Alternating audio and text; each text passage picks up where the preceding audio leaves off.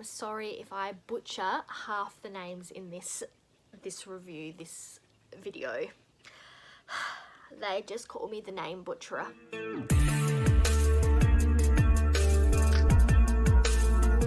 Welcome back to my channel, and today I'm bringing you the joint February and March update for the Colour Me Reading Challenge that I co-created with Samantha Pans, based off of the Monochromatic Year Project Pan that I done last year that was created by KaliFab. So I will put both Samantha, Kali and everyone else who has joined in on this challenge down in the description box, so make sure you check them out. But as you may be aware, I skipped last month's update, so we have got quite a lot to go through this month because I have been through quite a few books in both February and March. So the colour for February was pink, and I managed to get through 5 books. Though in saying that, just a little tidbit of honesty, the 5th book on my list I started in February, but I actually didn't complete it until March, but we are classing it as a February book. The first book on my list is My Heroes Have Always Been Junkies by Ed Brubaker. This was a graphic novel, and it is actually a segment or a novella that is part of a larger series, which I think you could tell while you were reading it. You got kind of this snippet of a story. We didn't really get much understanding about what was happening in the wider world. We were just focused on the main character and her story.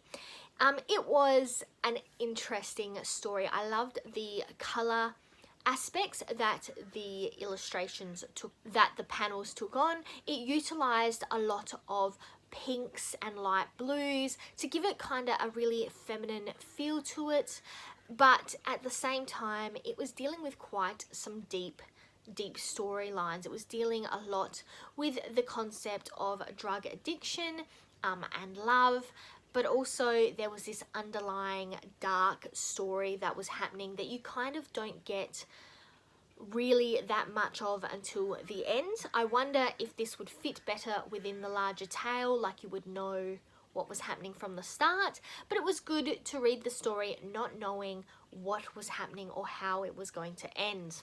I definitely will say I was left wanting to know more about the main character, how she got to where she was, and also about how it went in the future, which I assume, considering it is part of a larger story, would be possible. However, I have not gone and looked into it. From there, I also read another graphic novel. This was the Buffy the Vampire Slayer Chosen Ones graphic novel by Nyla Magruder.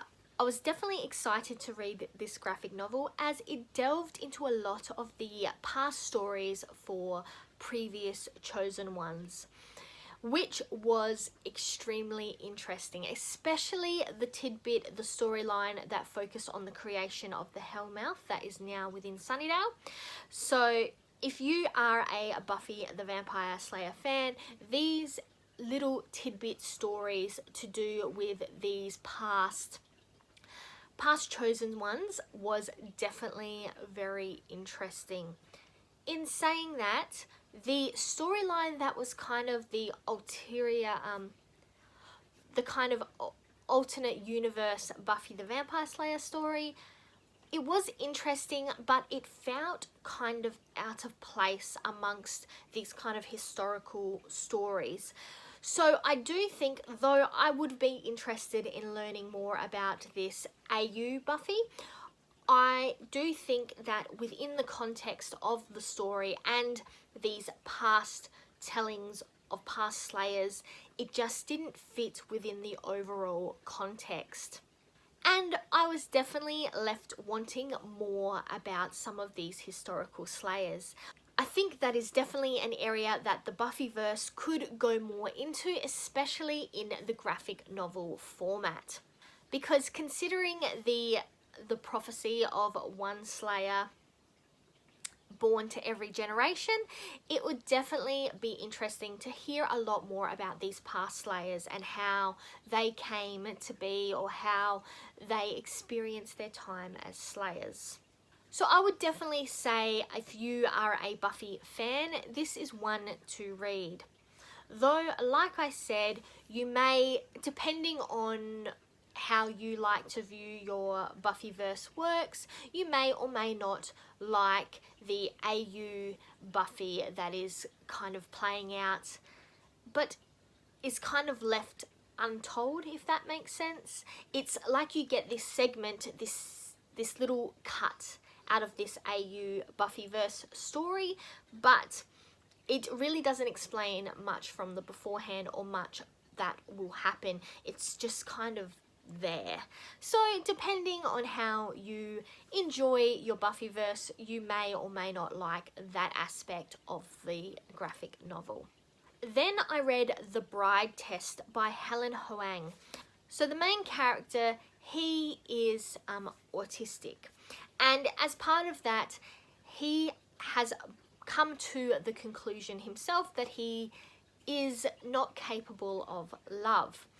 And his mum travels over to Vietnam and brings home basically a arranged relationship. But her deal is that they must spend the summer together, living like they are engaged.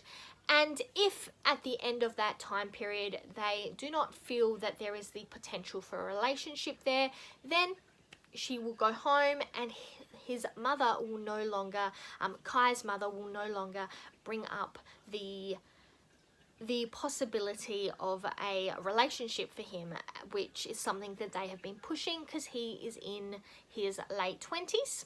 From the get-go, you learn very quickly that both characters are dealing with their own baggage, their own traumas that they are bringing with them, their own secrets that have not been told. Yet, while they try to figure out this idea of a relationship, but at the same time, they are both living in this idea that there is an expiry date, that there will come a time where their relationship is ending. For me personally, it was very interesting to read a story that not only dealt with the idea of arranged marriages, especially because they are all have a Vietnamese ancestry, but also dealing with this idea of autism and disability and how that does or does not affect your life, and especially your love life. In saying that, I cannot tell you whether the portrayal of the main character and his disability is genuine or authentic for actually the experiences that someone who has the same disability as him may experience. But I did really enjoy reading the story as a whole. I enjoyed the concept and also the love story aspect. And I personally will definitely be reading more by Helen Hoang in the future. I also want to say that I really enjoyed the ending because it is what I would consider a realistic ending. Though I would definitely say it is a romance, everything has a very happy ending. It is a realistic happy ending, not one that rushes into things that sometimes tends to happen in romance stories that wouldn't necessarily happen in real life. So the next book I read in February was This Is Me, #Unretouched. This is by Julie Adams and Georgie Abbey. And it is essentially a test, a portrait of women and their journey to self-love and acceptance, but it is something that is done as a test. So Julie Adams, who is a photographer, she went basically to a beach, I'm not exactly sure where, and said to people, women mostly, would you like to come and have your photo taken in your bathers, unretouched, but we will have a bit of a discussion regarding your thoughts on beauty. And I really did enjoy this book. It has quite a lot of different unique people in this, and however, I will say that the only thing that I didn't love is something that probably cannot be helped by Julie. Though there are women within here that would be considered plus size, there is no one in here that is on the larger end on the plus size scale. Now, in saying that, I do not think that is necessarily at fault of Julie Adams. That is probably more obviously a fault of our society in general, because it was a choice to come and be a part of this activity. So this book was published in 2020, and I think that is why I'm slightly disappointed about the lack of plus size representation, especially because it is not an unknown fact that a large proportion of our society, not just in Australia but within a lot of countries, are plus size. However, I will say that the photography is absolutely beautiful, especially considering that these are just photos. They are not retouched in any way. They are just taken using beautiful lighting and a beautiful photographer.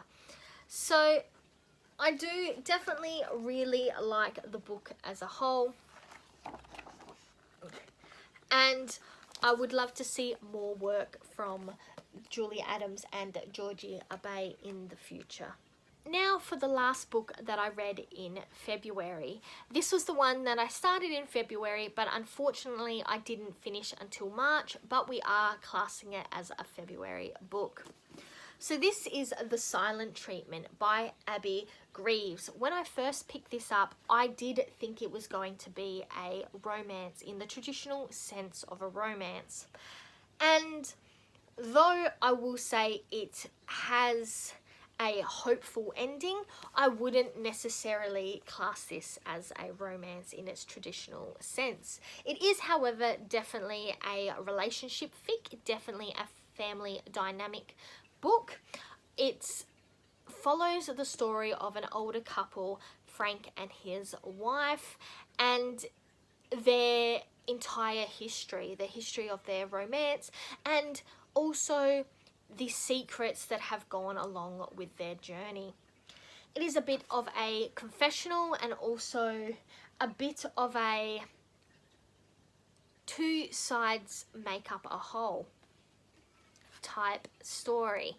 I don't want to give too much away in what has happened within it, but I will say that I really enjoyed it. I liked the way it was written. So it was written from Frank's, majority of the book was written from Frank's point of view, and Frank is telling his wife, Maggie, the story of their entire history. So it is one of those story within a story style books. However, as we get towards the end, the story within the story comes from Maggie's point of view in the form of a letter that Frank is reading. So you get both sides of the coin, and you find out all the dirty little secrets that have been hidden along the way to get them to where they are at the point of this story. At times you feel that there are no hope for their future, but then you can see the sparks of hope as you go along. I felt that this story was ultimately very realistic. There are a lot of things that I also felt that if the characters had done differently, maybe the ending could have been different. However, at the same time, that is something that they even say you can't focus on. If you get wrapped up in the what ifs of life, you are just going to get sucked down that rabbit hole, and you are definitely not going to overcome whatever, issues you are having at that moment. So I definitely recommend giving this book a read. I enjoyed every minute of it, and I would definitely read it again or read any other work by Abby Greaves. So if you enjoy relationship fics, especially family secret style fics, so it's a bit of a mystery, a bit of a family secrets discovery as you go along, then this is definitely the book for you. Now we are finally on to March. So the colour for March was blue, and I started off by reading The 13 Little Blue Envelopes by Maureen Johnson. And this was a journey story, a self-discovery story. So the main character, what's her name? What is her name? What is her name? Her name is, because they give her a nickname, so her name is, they call her Ginny. So the main character, Ginny, her auntie has died. So the main character, 17-year-old Ginny? Yes. The main character is 17-year-old Ginny, and her auntie died before the beginning of the book. But she has now been sent 13 little blue envelopes and instructions to travel over to England from her deceased aunt. So the story follows Ginny as she follows along on this whirlwind adventure that her aunt has sent her on. I guess a venture of self-discovery, but also another family secrets mystery style book. This is classed as a teen book or a middle grade book, so there are certain aspects of it that are very light, where they could have gone really dark really fast. In saying that, I will say there are aspects that should be darker, should be more serious, and they are presented quite whitewashed, I guess. They are presented with what I would consider rose-coloured glasses. There is a scenario where Ginny ends up with a young man at a house. She has some wine, they start kissing, and he wants more than she's willing to give. It does result in her running away from the situation. Luckily, however, it definitely could have gone a lot worse, and they kind of never really touch on that mishap again. It's kind of just swept under the rug. In saying that, I definitely got wrapped up in this idea of what will happen next. What will her crazy aunt send her to next? But in saying that, overall, there wasn't any real meaning to her adventures, her certain aspects of what she does. So she goes to all these different places, but really there's no meaning behind why she's going there. It is just to follow the footsteps that her aunt took, which in itself could be the meaning behind it. I was left a little underwhelmed by it all, though I did want to know what was in every envelope, which made the ending even more frustrating. There is another whole love story concept that is merged in with it, and I found that rather underwhelming as well. So I will say overall I didn't overly enjoy this book.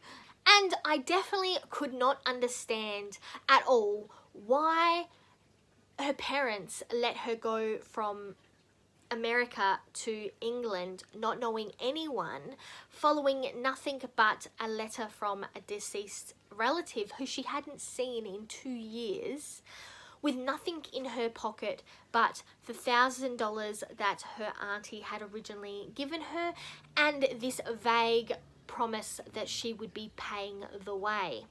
I can understand why they allowed her to take the trip, but the kicker for me was the rule, the provision that she was not allowed to have any contact with the outside world with her family back in America. No phone, no laptop, no contact apart from writing letters. And that to me just seemed kind of insane, because I think for your 17-year-old child, especially one that Ginny is played off to be kind of naive and young and not yet world ready, I guess, you wouldn't let her travel to this foreign country with no way to contact you, with no ability for you to help her out if needed. And there does come a point where Ginny actually needs serious help. Luckily, she is able to overcome that because of other reasons and other people she has met along the way. But if that had happened and these other options had not come into play, or if they were in fact unable to assist her, she had no way of contacting her family back in America. So overall, I would say I enjoyed the text and the way it was written, but certain aspects of the actual storytelling felt slightly unrealistic to me as a reader. But I guess that is the concept. It is that idea of essentially pseudo-orphaning the main character so that they have to develop and build and grow within their own story without the assistance of their main family unit. In saying all that, I was suckered in and I definitely read the second book in the series, called The Last Little Blue Envelope, also by Maureen Johnson. Some failures from the first book were redeemed in the second book, but I will say there was a whole storyline that would not have occurred if Ginny had just told an adult. If she had just gone to one of the adults from her life and said, hey, need some help, this is what's happening, then the whole story would not have occurred. Which I guess is why we didn't see Ginny do that. At times I found the second book to be kind of boring, where the first book brought that momentum going, had you going from adventure to adventure to adventure, where at times this second book was really hard to get through. There were certain scenarios and aspects and I guess timelines that you were like, really, come on, let's just get on to the next part. I will say overall the series to me was kind of lackluster. I'm not overly going to recommend it to anyone. I wouldn't even recommend it as a preferred teen book. I think there are other teen books that follow the coming of age or mysterious adventure story a lot better than this one.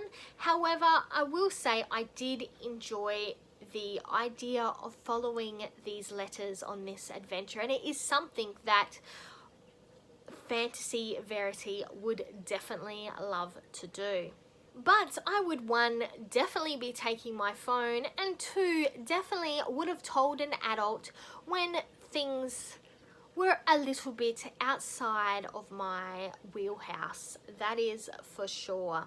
I do think I will give Maureen Johnson a second chance, I guess, or a third chance, considering I've read 2 of her books so far, because I'm interested to see as a writer how her different series and different books change or alter, how their main characters develop, to see if this was just something that I didn't overly enjoy certain aspects of the main character and certain aspects of the story within these books, but I may enjoy some of her other work.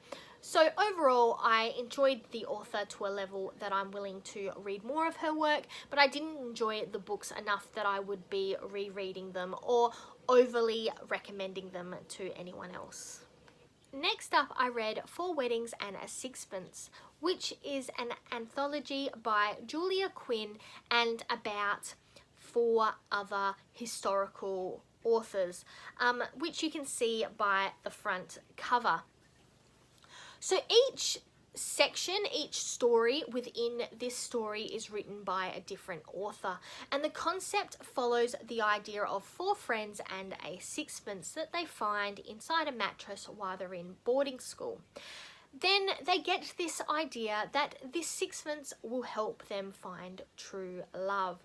Each section follows along with the rhyme: something old, something new, something borrowed, something blue, and a sixpence in your shoe.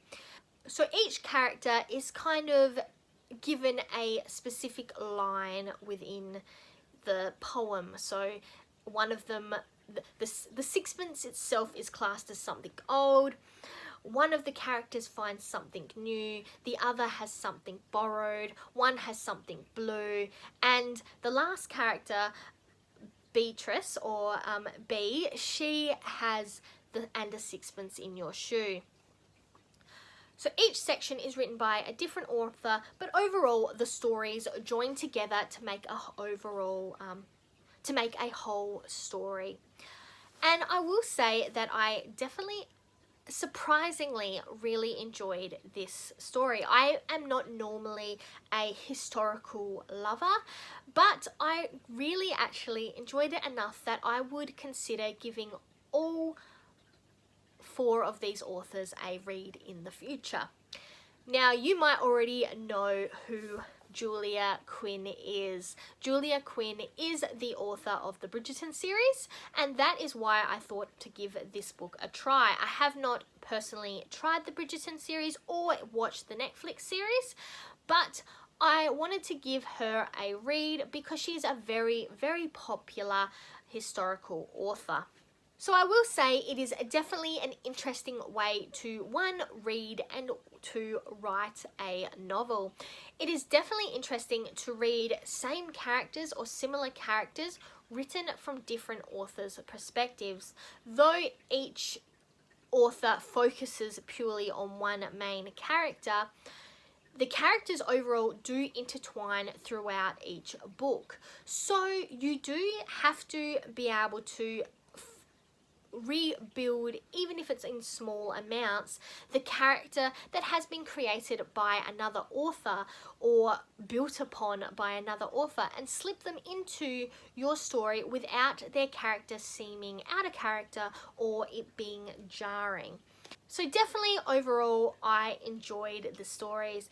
So I would definitely say, if you are a fan of historical works or any of the authors who have written within this historical work, especially Julia Quinn, definitely give this one a read. It is something a little bit different, that is for sure.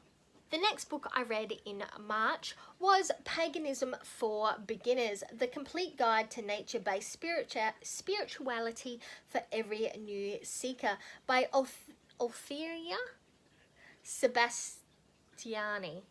Oh, names are definitely not my forte, but I will say, as a beginner book, this book was fantastic.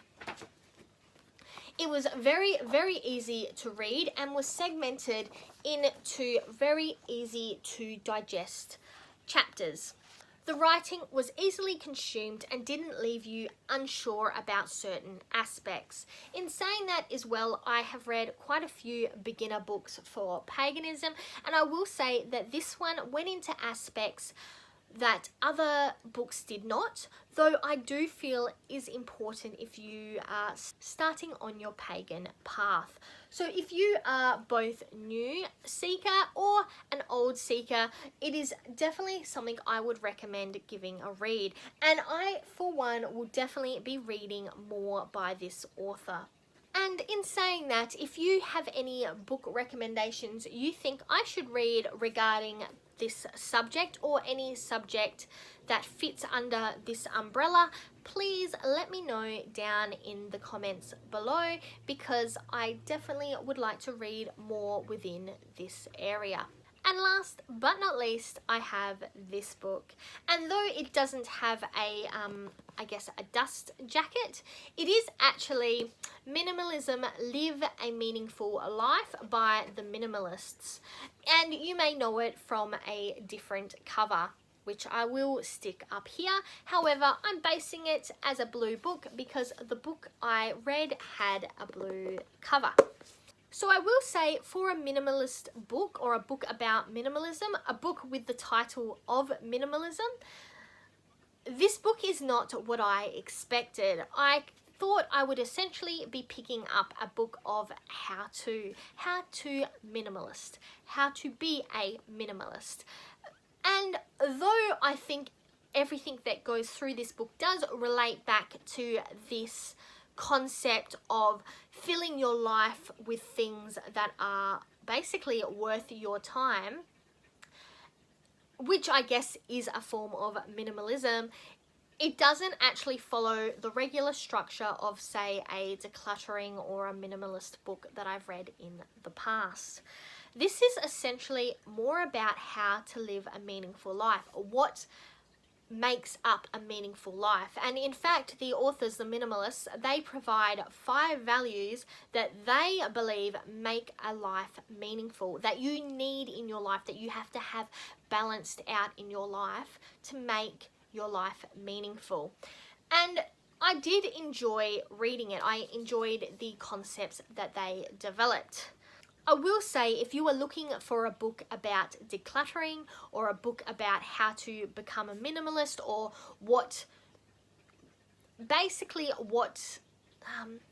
or a book to help you remove your anchors and remove aspects of your life that cause you to want to keep items and be less of a minimalist, I guess this is not the book for you. But if you are looking for a book to help basically guide and structure your life to make it more meaningful, which may or may not include the ability to be a minimalist, then this is more of a book for you.